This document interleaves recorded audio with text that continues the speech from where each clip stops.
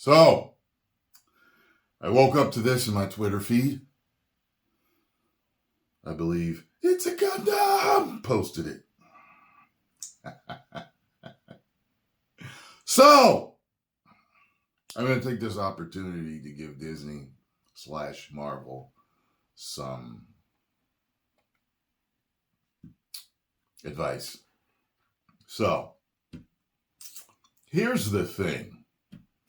Even though they probably, if you really think about it, they probably don't need any advice from me or anyone else, because they know exactly what they've been doing wrong.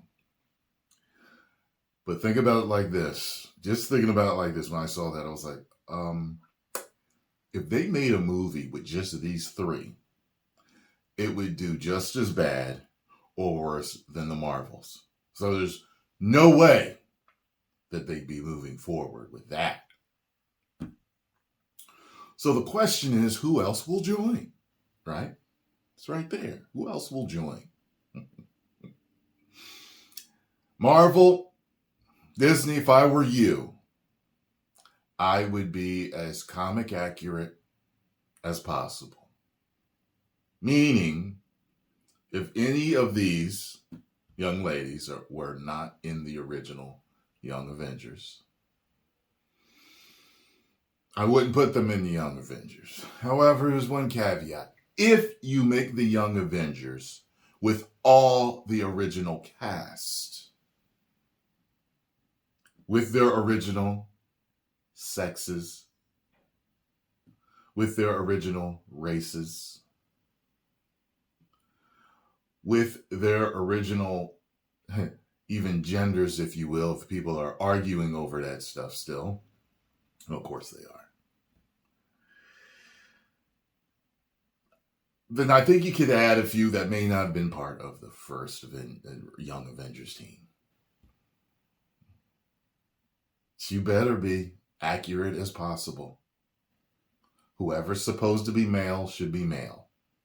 Whoever's supposed to be female should be female. Whoever's supposed to be black should be black. Whoever's supposed to be brown should be brown. Whoever's supposed to be white should be white. Whoever's supposed to be yellow should be yellow. Whoever's supposed to be red should be red. Whoever's supposed to be straight should be straight. Whoever's supposed to be gay should be gay. You better be as accurate as possible, because you know what's coming. You know what's coming.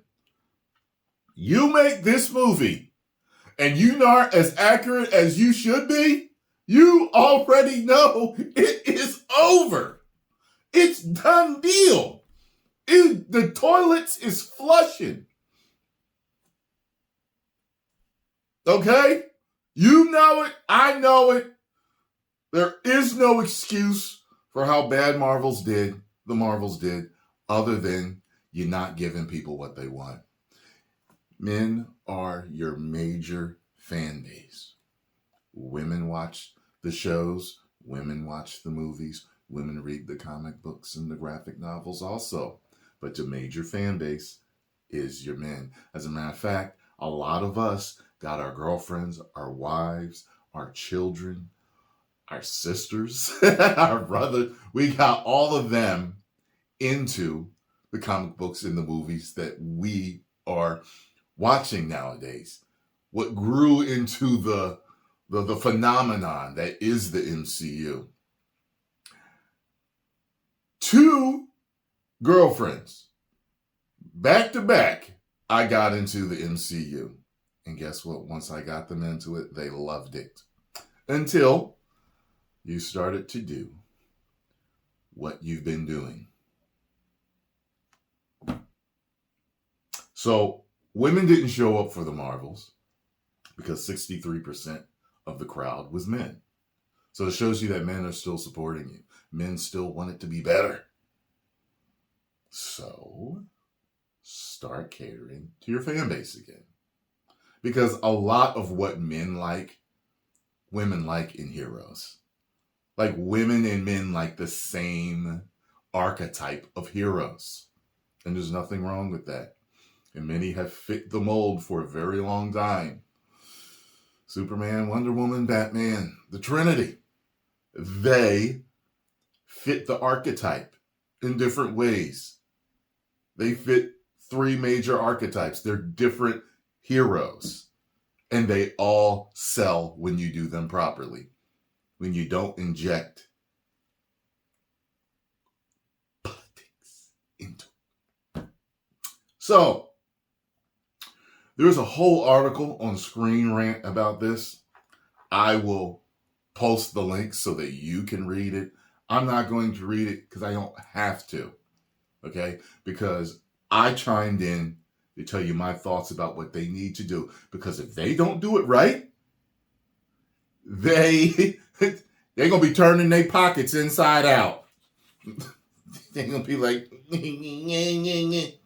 I assume that Peltz and a few others are going to get to them before they make any stupid decisions.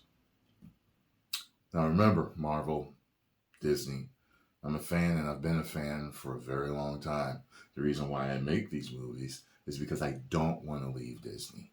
I don't want to leave Marvel. I don't want to leave Star Wars. I am nicely giving my fan advice to you. The fact of the matter is when you don't listen to the fans is when you lose money. Okay? Think about it. Disney, Marvel, other companies. I know you guys follow me. You watch my stuff. I know this. So you know that I do movie reviews, reactions, unboxings. I do gaming. Okay? And I do a few other things in between. What if I stopped doing all of those things? It's okay to try something new. However, the fan base that I have built over these 12 years might have a problem with it. So, if I want to try something new, I might dabble here, dabble there. And if it doesn't work, it gets shelved. I don't keep pushing it down their throats. I don't keep trying to make videos that they don't want to see. That's bad for my business. That's bad for my reputation with them. That's bad for my trust with them. If they no longer trust me for the entertainment that brought them here, what good am I to them? That means they unsubscribe and they leave. You've seen me for the past 12 years. I still do the same types of videos. Some videos have been added over time. The only video that has been deleted, and it's because I can afford to, is wrestling videos. I no longer make videos about wrestling. People loved my wrestling reactions. Hundreds of thousands of views all the time. Maybe even millions for some of them. But they loved my pay-per-view and my live Raw and SmackDown reactions. But Vince McMahon drove me so nuts over those years with his choices that were destroying his brand, that were destroying his reputation, his cognitive abilities. It was showing he was out of touch. And here's the thing. I thank Vince McMahon for all the years of entertainment that he helped provide, because he didn't do it alone, but everything goes through him. Everything is his decision, no matter what it is. So everybody's ideas that came together to make a character or make a storyline, they still get approved through him. So he's the conduit. He's the person that's like, you can point to him and it's like, yeah, you're the reason for the success and you're the ultimate reason for the failure of WWE.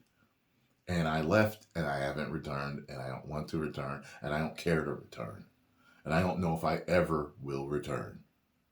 So if you want that type of stuff to go on, I hear about gamers. There are certain YouTube gamers that are multi-millionaires from playing one game. And it drives them insane to play this game all the time. However, it's their livelihood. And if they stop, people unsubscribe. They go away. and he never gained back. What's his name? Is it Charlie or Penguin Zero? He was doing a video and he was talking about how, a lot of streamers are afraid to stop streaming. And I think he said he went on like an 8-day vacation or a 5-day, 4-day. It was something like that. But maybe I'm mixing the numbers up as far as that, because I think he said he lost 8,000 subscribers and he still hasn't gotten them all back yet. It's been months. You've been doing this for years. You are going to destroy your brand, your trust from your fans, your pockets, your stocks, your investors. You're going to implode if you do not start doing it right. And I'm not going to stop talking about it until you start listening to it. Well, actually, no. I will stop at some point.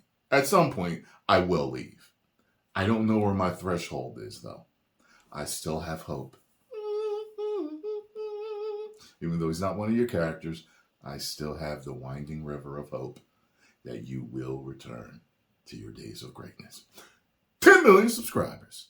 Woo!